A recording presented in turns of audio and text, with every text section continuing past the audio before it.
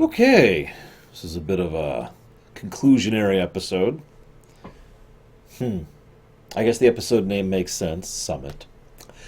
I I simultaneously have a lot to talk about and not a lot, so let's just kind of get down to it. First of all, Caldor playing with the big boys. Nice touch.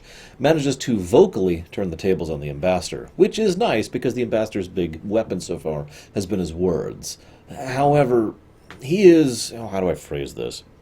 I don't want to say he's an amateur, but he's like a first level, like first layer schemer, first layer snake. He only does the obvious ploys. Here, I'll help you. By the way, reveal, reveal. That's an obvious ploy. But he has nothing to do when he's confronted with something that he can't talk around.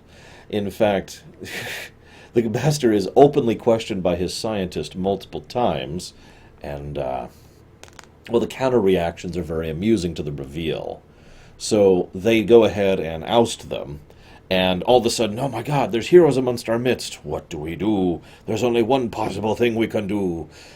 I want you to pay attention if you happen to have watched this show, or just take my word for it, because what happens is the ambassador and the scientist are like, oh my god, what do we do? And their soldiers are like, oh, we should attack. You know what the light does? They just stand there, unflappable. Savage is just like, yep. Yep. Oh, it's time for my 314. I will admit I like Luther more than Savage in this one, but I also admit that we haven't seen a lot of Savage. He seems to be ahead a lot of the time. I mean, he's got Clarion on him. And of course, this whole thing was just a way to get Black away from the War World so he could take over the War World.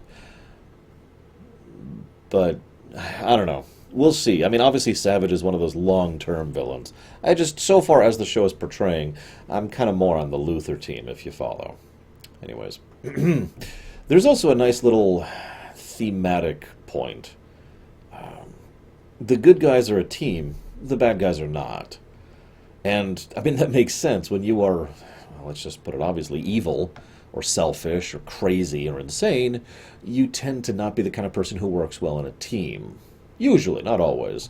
Whereas the good guys actually have quite a few things going for them. If you pay attention, I mean, obviously the Reach isn't unified. They literally require enslaved labor. They literally rely on slave labor to function. And they're constantly under the gun of the Green Lantern Corps.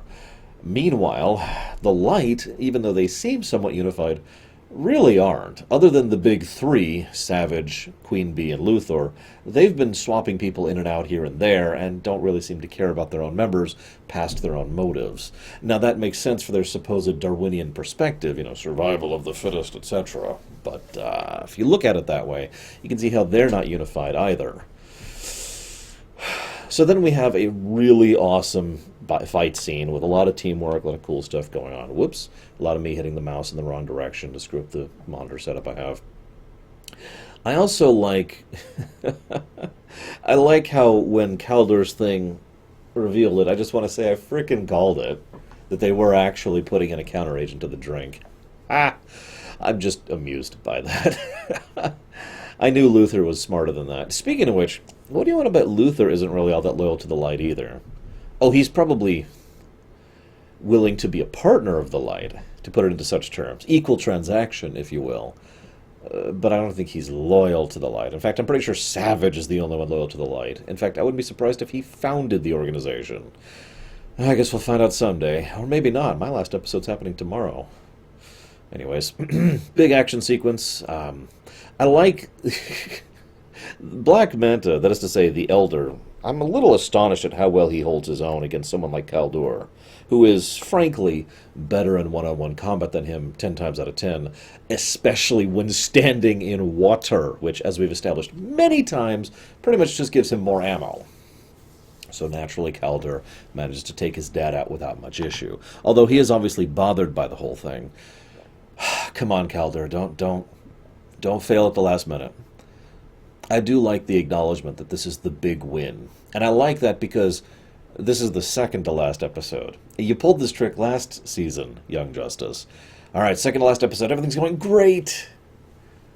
So how horrible is the next episode going to be? There's a bit where Black says, I officially declare you unfit to lead this delegation. Yeah, so they do have protocols for violating even their own, let's call it what it is, slave caste hierarchy. So that's cool. We there's this really great bit where Garfield, Beast Boy, says to Nightwing, "No, no faking anyone's death for at least a year." You got it. And then there's this bit where Black ends the episode saying, "I'm just going to destroy the planet to hide the evidence." Because if this is found out, it will reveal the fact that the Reach has been in violation of their treaty, which means the Lantern Corps can just come down on them like a ton of bricks. The thing is, it doesn't work that way. I mean, you can't just wipe... First of all, if you wipe out a planet, that's not going to get rid of the evidence, because radio signals exist. They're just out there, detectable. All those broadcasts, yeah, they're out there now. Congratulations. Might take a little bit. Also, we've got Mars right there, basically next door. So they'll be aware of all this stuff. And the Lantern Corps are actively coming back and are aware of the whole situation in general. Yeah, no, they will have more than enough evidence to say you're in violation. So I have this really weird feeling, and I kind of hope this is true, that the Reach is screwed. Like, really large-scale screwed.